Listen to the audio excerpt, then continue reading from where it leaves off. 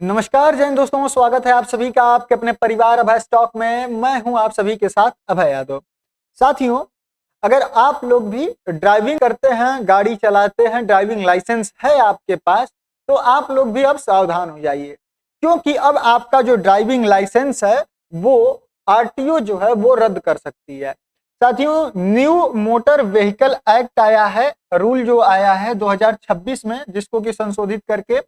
जो चल रहा था पिछला वाला उसी को संशोधित किया गया है 2026 में। उसमें कुछ ऐसे नियम लाए गए हैं जिसके तहत अगर आप 5 बार किसी भी ट्रैफिक रूल का वायलेशन करते हैं तो आपका लाइसेंस रद्द हो सकता है। साथ में इसमें कुछ ऐसे बदलाव किए गए हैं जो कि आपको गाड़ी आपके पास है और आप उसको बेचना चाहते हैं तो शायद आप बेच भी ना पाए उस गाड़ी को, जो एनओसी होता है वो आपको न मिले। आइए आपको पूरा विस्तार से बताते हैं कि क्या क्या चेंजेस हुए हैं और किस किस पर ये लागू होगा, क्या इसकी क्राइटेरिया है, नियम जो चेंज हुआ है उसको लागू करने का क्या अर्थ है। ठीक है, चलिए स्टार्ट करते हैं वीडियो को। और उससे पहले आप सभी लोगों से एक छोटी सी गुजारिश करना चाहेंगे साथियों कि अगर चैनल पर नए हैं तो सब्सक्राइब कर लीजिए। आपका 1 सेकंड से कम में किया गया सब्सक्राइब हमारे घंटों की मेहनत का मोटिवेशन होता है जो कंटेंट तैयार करने में लगी होती है। तो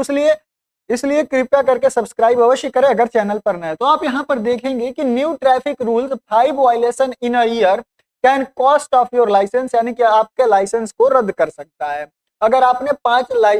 वायलेशन कर दिया तो। है क्या, तो देखिए, जो राष्ट्रीय राजमार्ग टोल प्लाजा पर जो भारत सरकार ने जो राष्ट्रीय राजमार्गों पर टोल प्लाजा पर उपयोगकर्ता शुल्क भुगतान के अनुपालन को मजबूत करने के लिए जो हमारा केंद्रीय मोटर वाहन नियम है 1989 का, उसमें संशोधन किया है। साथियों, इसके साथ ही एक साल में अगर आप 5 उल्लंघन करते हैं, ड्राइविंग नियमों का उल्लंघन करते हैं, तो आपका जो ड्राइविंग लाइसेंस है उसको खत्म किया जा सकता है, रद्द किया जा सकता है। साथ में परिवर्तन को केंद्रीय जो मोटर वाहन है, यह दूसरा संशोधन है इसका, जो कि 2026 के माध्यम से अधिसूचित किया गया है, यानी कि ये नियम लागू हो चुका है। परिवर्तन को केंद्रीय मोटर वाहन के जो दूसरा संशोधन था, पहला वाला इससे पहले हो चुका है, ये दूसरा संशोधन किया गया है जिसमें इन चीजों को रखा गया है। साथियों, बात करें कि यह नियम वास्तव में क्या कहता है, तो देखिए, अगर आप 1 साल के भीतर किसी भी 5 नियम को तोड़ते हैं तो आरटीओ के जो अधिकारी हैं उनके पास अधिकार है कि वो फिर आपका जो लाइसेंस है वो खत्म कर दें, रद्द कर दें, यानी कि उसको जो है कि क्या कहते हैं, कैंसल कर सकते हैं। साथियों, 5 या फिर आप उससे अधिक उल्लंघन करते हैं तो आपका जो लाइसेंस है वो भी 1 साल के भीतर, मान लीजिए कि आप 1 साल में जो है कि 4 नियमों का उल्लंघन किया, आपके ऊपर 4 चालान हो गए आपके लाइसेंस के वजह से, तो अगर ये आपका साल भर के अंदर हुआ और फिर अगले साल जो है आप अगले साल में एंटर कर गए, 12 महीने में मात्र 4 ही जो है कि आपके ऊपर चालान हुआ, 5 चालान नहीं हुआ, तो फिर जब अगली साल में चले जाएंगे तो वो फिर से काउंट होगा, 1 से स्टार्ट हो जाएगा। अर्थात आप 1 साल के अंदर में 5 अपने किसी भी नियम को तोड़ नहीं सकते हैं। अगर आप 5 नियम तोड़ते हैं, उसका उल्लंघन करते पाए जाते हैं, तो फिर आपके ड्राइविंग लाइसेंस को आरटीओ कैंसल कर सकता है। पहला नियम यह है साथियों, यह जो है कि विवेकाधीन है, यह स्वचालित नहीं है, यानी कि ये कंफर्म नहीं है, ये क्लियरली मतलब ये नहीं है कि हाँ रद्द होगा ही होगा। ये जो उस समय के आरटीओ अधिकारी होंगे जिनके पास आपका केस होगा उनके ऊपर डिपेंड करेगा कि वो आपका जो लाइसेंस है वो कैंसल करें या फिर ना करें, क्योंकि कई बार परिस्थितियां ऐसी होती हैं कि आपको न चाहते हुए भी नियम को तोड़कर कुछ चीजें करनी पड़ती हैं। वैसे तो ऐसा नहीं करना चाहिए, लेकिन कभी कभी सिचुएशंस ऐसा हो जाता है, इमरजेंसी केस में, मेडिकल केस में, मान लीजिए कोई मेडिकल इमरजेंसी है तो उस समय, तो इसके लिए यहाँ पर जो आरटीओ वाले हैं, जो आरटीओ अधिकारी होंगे, उनके विवेक पर यह निर्भर करेगा कि वो आपका जो लाइसेंस है वो कैंसिल करेंगे या फिर नहीं करेंगे। इसका मतलब कि यह स्वचालित रद्दीकरण नहीं है, यानी कि अनिवार्य नहीं है, ये अपने आप ऑटोमेटिक नहीं होगा, यह जो है आरटीओ के द्वारा मूल्यांकन किया जाएगा, उसके बाद होगा। अब बात करें कि यह नियम एक बड़ा बदलाव क्यों है, तो सबसे पहले देखिए, जो पहले चल रहा था, जो पहले नियम चलता था उसके अंदर में यह था कि आपका जो लाइसेंस है वो कुछ ही मतलब कि सिचुएशंस में कैंसिल होता था। कब होता था कि आप या तो नशे में गाड़ी चला रहे हो, या तो आप खतरनाक गाड़ी चला रहे हो, जिसको कि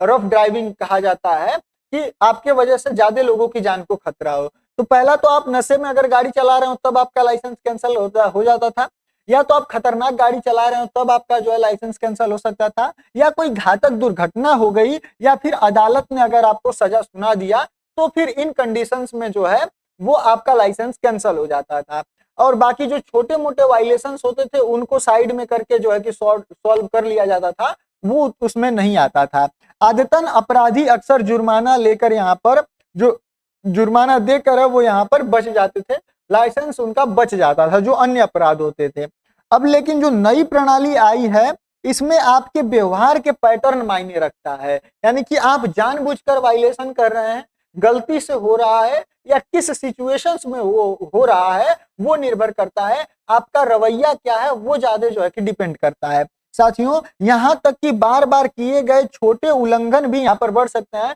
मान लीजिए आपने ट्रैफिक लाइट तोड़ा है, ट्रैफिक लाइट का जो है कि उल्लंघन किया है, तो भी आपका ये इतना छोटा छोटा भी जो माइनर सा भी होगा, फोन पे बात कर रहे हैं आप, ड्राइविंग कर रहे हैं करते टाइम, तो मतलब कोई भी छोटा से छोटा, बस वो ये होना चाहिए कि वो ड्राइविंग मतलब कि जो नियम है उनके खिलाफ है, जो ट्रैफिक रूल है उनके खिलाफ है, तो आप छोटे छोटे भी काम ऐसा करते हैं, अपराध ऐसा करते हैं, तो भी आपका जो है लाइसेंस कैंसिल हो जाएगा इस नई प्रणाली में। साथियों, इसमें जो सबसे मेन चीज है कि डिजिटल ट्रैकिंग एक ही एकत्रीकरण की यहाँ पर संभावना बनती है, यानी कि जो आपका डेटा है वो इस समय फिलहाल तो डिजिटली स्टोर हो जाता है, तो इसके वजह से आपको ट्रेस करना भी यहाँ पर पुलिस के लिए आसान हो जाएगा। साथियों, यह परिवर्तन को घटना आधारित से व्यवहार आधारित विनियमन में बदल देता है, यानी कि घटना आधारित जो यह होता था अब वो व्यवहार आधारित हो जाएगा, यानी कि आपके व्यवहार पर यहाँ पर वो डिपेंड करेगा। अब बात करें कि उल्लंघन के रूप में क्या गिना जाएगा, क्या गिना जाता है, तो देखिए इसमें जो टोटल श्रेणी है वो 24 कैटेगरीज को रखा गया है जो पहचाने जाते हैं। इनमें छोटे बड़े जो है वो दोनों उल्लंघन शामिल होते हैं, जिसमें जो मुख्यतः है वो है कि आप ओवर स्पीडिंग कर रहे हो, लाल बत्ती जंप कर रहे हो, सीट बेल्ट को नहीं पहने हो, हेलमेट न पहना हो, या तो सवार या फिर पीछे बैठने वाला, फिर गलत दिशा में वाहन चला रहे हो, अवैध पार्किंग नो पार्किंग वाले जगह पे पार्क किए हो, वाहन चलाते समय आप मोबाइल फोन का उपयोग कर रहे हो, यात्रियों या फिर सामानों को का ओवरलोड अगर कोई मतलब जो ये कमर्शियल व्हीकल चलाते हैं वो किए हों, या फिर वैध दस्तावेज के बिना जो है कि वाहन चला रहे हो। इस तरीके से छोटे छोटे बहुत सारे हैं जो कि लगभग टोटल कितने हैं, तो 24 जो है कि ऐसे नियम हैं जिनको इसमें रखा गया है। अब महत्वपूर्ण क्या है, तो देखिए गिनती के प्रयोजनों के लिए छोटे और बड़े के बीच का अंतर नहीं है, यानी कि ऐसा नहीं है कि आप मान लीजिए कि कोई आदमी यहाँ पर दारू पीकर या फिर ड्रिंक करके वो ड्रिंक एंड ड्राइव जो है कि कर रहा है, वो ड्रिंक एंड ड्राइव कर रहा है, और वहीं पर आप सिर्फ और सिर्फ जो है वो रेड लाइट जंप करके गए हैं, तो यह भी एक काउंट हो जाएगा अगर इसमें भी जो है कि आपका चालान होता है तो, और यह भी आपका एक काउंट हो जाएगा। यानी कि अगर आपका ये चौथा, 4 आप पहले से कर चुके हैं और 5वां आपका उल्लंघन ये था, तो भी आपका लाइसेंस जो है आरटीओ कैंसिल कर सकता है। और 4 आप पहले भी जो है कि मान लीजिए छोटे छोटे ही कुछ किए हो, रेड लाइट जंप किए हो, या फिर कॉलिंग पे कॉल पे बात कर रहे थे, या फिर नो पार्किंग कर रहे थे, वो सारा चालान मिलाकर 4 चालान हो चुका है, और 5वां आपका यह था कि आपने एक रेड लाइट जंप कर दिया, तो भी आपका जो है वहां पर लाइसेंस आरटीओ कैंसिल कर सकता है। यह इस नए नियम के अंदर में आया है। अब बात करें कि उल्लंघन को कैसे ट्रैक किया जाता है, कैसे ये ट्रैक किया जाएगा कि आपने ही उल्लंघन किया है, तो देखिए यह नियम डिजिटल प्रवर्तन के कारण संभव होगा, यानी कि आप सभी को पता है कि हर जगह पर अब जो है ई चालान हो रहा है, जो ANPR कैमरा होता है जो नंबर प्लेट की पहचान करता है, साथ में सीसीटीवी निगरानी होती है, और वाहन और सारथी जो डेटाबेस है उनका एकीकरण के साथ यह संभव हो पाएगा कि वो आपको ट्रैक कर सकते हैं। ठीक है, तो एक बार चालान जारी होने के बाद डिजिटली रूप से भी यह आपके लाइसेंस इतिहास का हिस्सा बन जाता है, यानी कि जब भी यहाँ पर चालान जारी हो जाएगा एक बार डिजिटली, तो फिर वो आपके लाइसेंस में ऐड हो जाता है। कभी भी कोई आकर हिस्ट्री जो है चेक कर सकता है कि आप पर कितना चालान हुआ है। साथियों, आपको पुलिस द्वारा शारीरिक रूप से रोकने की आवश्यकता नहीं है, यानी कि अब ये जरूरी नहीं है, ये नीड ही नहीं है कि आपको पुलिस वाला रोके और उसके बाद आपसे जो है कि गाड़ी के दस्तावेज वगैरह मांगे या फिर चीजों को जो है कि चेक करे, वो सिर्फ और सिर्फ ऑनलाइन यहाँ पर चालान कर देगा। अब बात करें कि पांचवें उल्लंघन के बाद क्या होता है, तो देखिए इसके कई स्टेप हैं। मान लीजिए आपने 5 उल्लंघन कर दिए, 5 नियमों को आपने तोड़ दिया, तो उसके बाद इसके कई स्टेप हैं आपके जो लाइसेंस रद्द होने की प्रक्रिया में। सबसे पहला है कि आप जब 5 कर चुके हैं तो इसका मतलब है कि आप दहलीज पर पहुंच चुके हैं, आप जो है उल्लंघन की जो सीमा थी उसको पार कर चुके हैं। आपने 1 वर्ष के अंदर 5 उल्लंघन कर लिए हैं। अब यहाँ पर ड्राइवर जो है वो चिन्हित हो जाएगा। अब यह जब ड्राइवर चिन्हित हो जाएगा तो इसकी अब आरटीओ के पास ये जाएगा और आरटीओ इसकी समीक्षा करेगी। आरटीओ जांच करेगी कि उल्लंघन की प्रकृति क्या है, किस कंडीशन में इसको किया गया है, इसकी आवृत्ति क्या है, इस जो उल्लंघन को आपने किया है वो कितनी बार किया है, साथ में सार्वजनिक सुरक्षा को कितना खतरा था, आपके इस उल्लंघन की वजह से दूसरे लोगों को कितना खतरा था। इन चीजों का जो आरटीओ है वो आकलन करेगी। उसके बाद तीसरा चरण स्टार्ट होगा कि आपको कारण बताओ नोटिस जारी किया जाएगा। यानी कि जब आपके ऊपर ये सारी चीजें आरटीओ कर लेगी तो आरटीओ आपको मौका देगी, कारण बताओ नोटिस भेजेगी। अब ड्राइवर को अपनी बात सुनने का मौका यहाँ पर दिया जाता है, क्योंकि ड्राइवर आकर आरटीओ अधिकारी के समक्ष अपनी बात रखेगा कि देखिए ये कंडीशन थी और इसके वजह से हमने यहाँ पर इस तरीके का काम किया है। अब वो अगर प्राकृतिक न्याय के सिद्धांतों को संतुष्ट करता है, यानी कि अगर आपकी बात जो है वो जेन्युइन है और लगता है कि हाँ ऐसा कोई भी कर देता या फिर मतलब उस सिचुएशन में यही जो है कि जायज था करना, तो फिर आरटीओ को, अगर जो आरटीओ अधिकारी उसको समझ में आएगा कि हाँ ये सही है, तो फिर वो उसके ऊपर है वो क्या निर्णय लेगा। इसके बाद जो चौथा चरण है वो आपका लाइसेंसी प्राधिकारी के द्वारा निर्णय होगा, यानी कि स्वाभाविक नतीजे यहाँ पर देखे जाएंगे, चेतावनी आपको दी जाएगी और इसके बाद अस्थायी निलंबन होगा, यानी कि सप्ताह या महीने का जो है वो आपका आरटीओ अधिकारी वो चाहे तो आपका जो है 1 सप्ताह का या फिर जितने सप्ताह तक चाहे वो आपका लाइसेंस रद्द कर सकता है, या फिर महीनों तक जो है लाइसेंस रद्द कर सकता है, या फिर हो सकता है कि आपके लाइसेंस को यहाँ पर एकदम ही कैंसिल कर दे कि आप जो है ड्राइविंग कर ही नहीं सकते हैं। तो इस तरीके की चीजें यहाँ पर हो सकती हैं। अब बात करें कि यह क्या जो सस्पेंशन है वो स्वचालित है, यानी कि क्या 5 उल्लंघन होने के बाद यह कंफर्म है कि आपका कैंसिल हो ही जाना है लाइसेंस, तो ऐसा नहीं है। यह स्वचालित नहीं है, यह विवेकाधीन है। जो आरटीओ अधिकारी होगा यह उसके विवेक पर निर्भर करेगा कि वो आपका जो लाइसेंस है वो कैंसिल करता है या फिर आपको छोड़ देता है। ठीक है।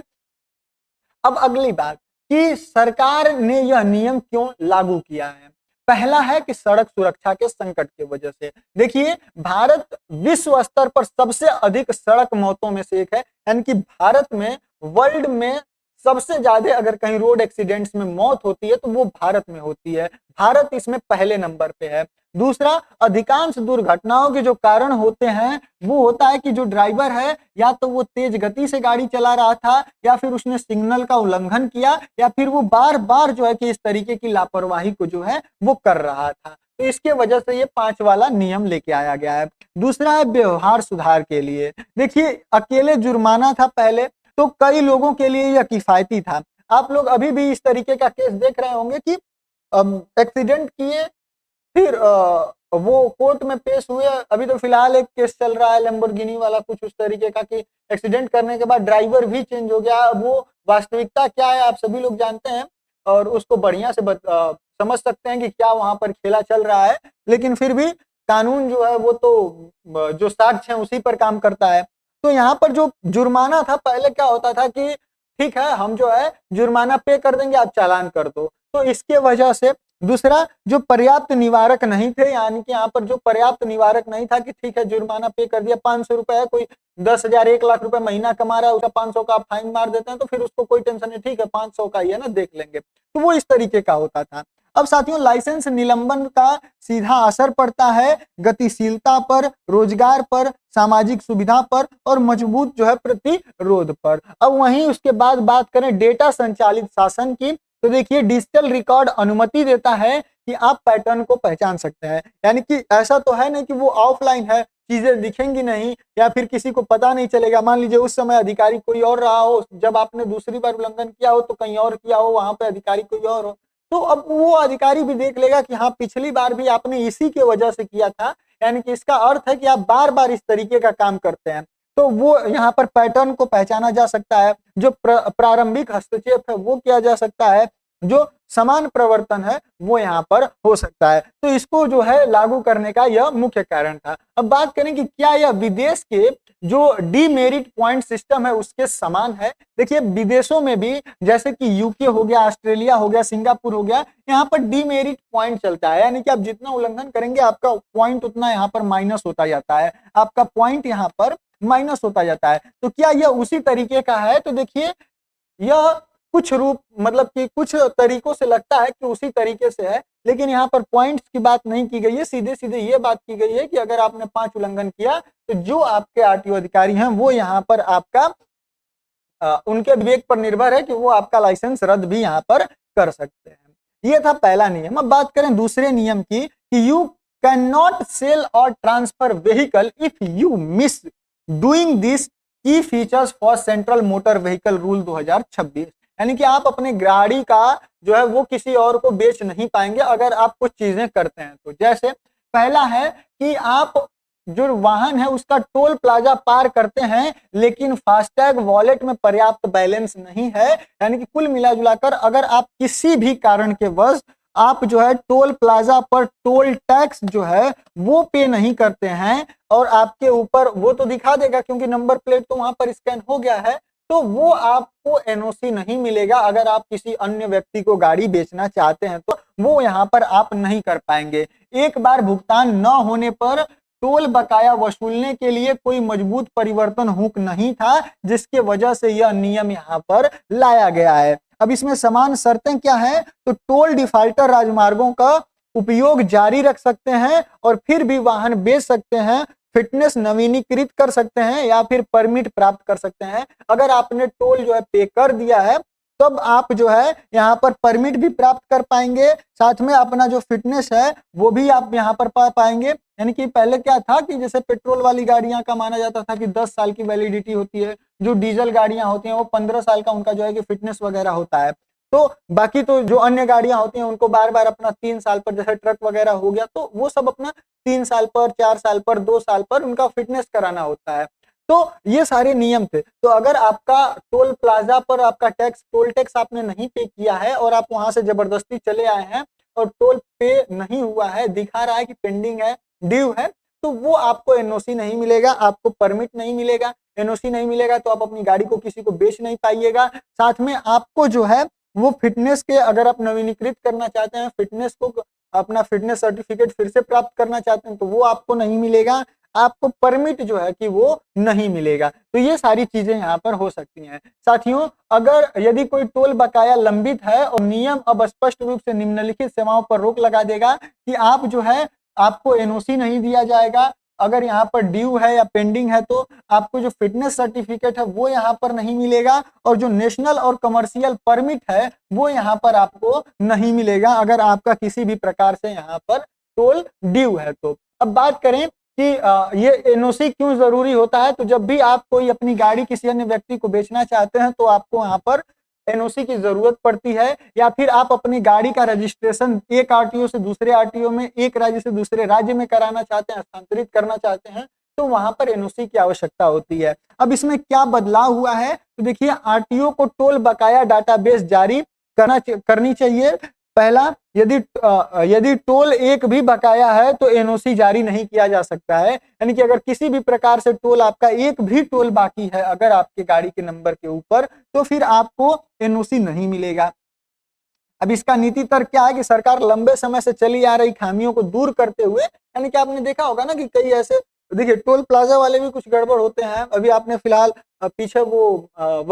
एडवोकेट वाला जो है कि केस देखा था उत्तर प्रदेश में, और फिर उसके बाद फिर कुछ ऐसे ऐसे बदमाश होते हैं कि जो अपनी टोल प्लाजा के ऊपर दबदबा बनाए हैं और गाड़ियां लेकर चले जाते हैं टोल बिना पे किए हुए, तो ये उनके लिए जो है कि ये नियम लाया जा रहा है। वहीं बात करें कि फिटनेस प्रमाण पत्र की, तो आप सभी को पता है कि जो डीजल गाड़ियां होती हैं, मैंने बताया है पीछे कि 15 साल, और जो अन्य गाड़ियां होती हैं पेट्रोल वाली उनको 10 साल का जो है कि उनका लाइफ होता था, फिटनेस होता था। उसके बाद जैसे ट्रक वगैरह हो गया, कमर्शियल व्हीकल्स हो गई, तो इनको बार बार अपना साल भर, 2 साल, 3 साल, 5 साल अवधि होती है। उसमें जो है जिस प्रकार का काम करने वाली गाड़ी होती है उस प्रकार से उसका टाइम पीरियड होता है, उतने दिन तक वो परमिट होता है उसको फिटनेस का, वो फिटनेस आपको बार बार चेक कराना होता है, लेना होता है, तो वो यहाँ पर नहीं मिलेगा अगर किसी भी प्रकार से वो होता है तो। उसके बाद बेरिंग फ्री टोलिंग, यानी कि भविष्य में जो है आपने नितिन गडकरी जी का यहाँ पर जब राघव चड्ढा जी ने एक क्वेश्चन पूछा था कि बार बार हमको टोल प्लाजा पर रुकना पड़ता है, ज्यादा समय तक रुकना पड़ता है, तो उन्होंने कहा था कि कुछ ऐसा नियम बना दीजिए कि अगर 1 मिनट से अधिक कोई व्यक्ति न रुके वहां पर। तो उन्होंने कहा था कि हम भविष्य में ऐसा बना रहे हैं कि जैसे मान लीजिए ये यहाँ से रोड आ रही है तो हम इसके ऊपर इस तरीके से लगा देंगे जहां पर यहाँ पर जो है कि कैमरे लगे होंगे, और इन कैमरों का जो है कि काम यही होगा कि वो आपकी आती हुई गाड़ी का, मतलब यहाँ से अगर गाड़ी आ रही है तो वो उसका जो नंबर प्लेट होगा वो इसको यहाँ पर स्कैन कर लेंगे और अचानक से जो है कि आपका यहाँ पर आपके खाते से अमाउंट कट जाएगा। नंबर प्लेट स्कैन करेंगे, आपका फास्टैग स्कैन कर लेंगे। तो अब मान लीजिए कि किसी के फास्टैग में पैसा नहीं है, वहां पर कोई व्यक्ति नहीं है उसको रोकने वाला, तो फिर वो कैसे होगा? वो तो चुपचाप अपना निकल जाएगा, वो सोचेगा कि ठीक है ही कौन, रोक तो नहीं ना रहा है कोई। तो अब इसके वजह से जो है कि इस नियम को लाया गया है कि कोई इस तरीके से काम ना करे कि वो टोल ही पे न करे। ठीक है, उम्मीद कर रहा हूँ सारे नियम कानून क्या जो है यहाँ पर चेंजेस हुए हैं, आप सभी लोगों को अच्छे से समझ में आ गए होंगे। आपकी अपनी क्या राय है इन बिंदुओं पर कमेंट सेक्शन में जरूर बताइएगा। और साथियों, आपसे एक विनम्र निवेदन है, चैनल पर नया तो सब्सक्राइब अवश्य करें, अन्य दोस्तों के साथ अपना यह साझा कर सकते हैं आप, जानकारी अच्छी है। ठीक है, बाकी मेरे लिए अगर कोई भी सुझाव हो तो तहे दिल से मैं आपका स्वागत करता हूं, आपके सुझाव का स्वागत करता हूं, और मैं उसको अपनी वीडियोज में जो है कि लागू करने का, अप्लाई करने का प्रयास जरूर करूंगा। तो कृपया अपना सजेशन जो मेरे लिए भी होगा जरूर दीजिएगा। ठीक है, बाकी हम मिलेंगे अगली वीडियो में किसी अन्य टॉपिक के साथ, तब तक के लिए जय हिंद, जय भारत।